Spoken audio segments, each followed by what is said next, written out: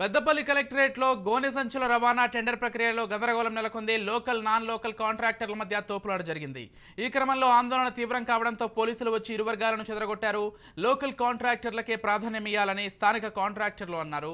Open tender కావడంతోనే tender వేయడానికి వచ్చామన్న కరీంనగర్కు చెందిన lorry కాంట్రాక్టర్లు తెలిపారు.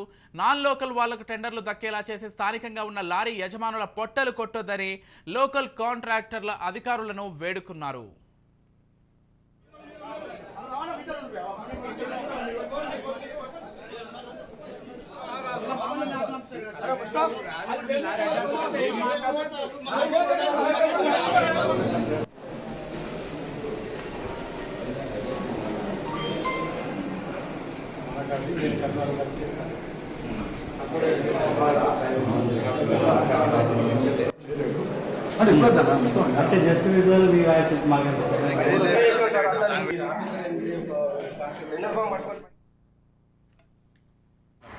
ఫస్ట్ ఒక సెట్ తీసుకపోతే అది తీసుకొని గుంజుకొని ఉరికిని మొత్తం చింపేసేసి అయిపోయి మాకు దొరకలేదు.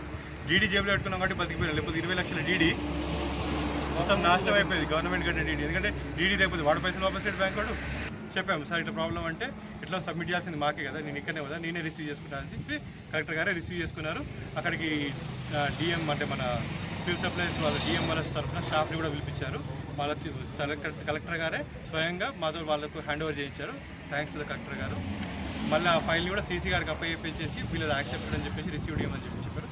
అన్నీ చేసింది మాకు 100% హెల్ప్ చేసింది మాత్రం కలెక్టర్ గారు. 2 lakhs క్యాష్ ఉండేట మొత్తం తీసుకొని పారిపోయారు. తెచ్చిచ్చినో లేదో తెలియదు. మా అయితే సెట్ మొత్తం చింపేశారు. 2 years కోసం టెండర్స్ జరుగుతూనే ఉంటాయి రెగ్యులర్. అది కూడా ఆన్లైన్ టెండర్స్. ఆన్లైన్లో ఎవరైనా సబ్మిట్ చేసి పేపర్స్ అన్ని రెడీ చేసుకొని టైం లోపల ఇక్కడ హార్డ్ కాపీస్ కూడా సబ్మిట్ చేయాలి. హార్డ్ కాపీస్ డీడీ కూడా సబ్మిట్ చేయాలి.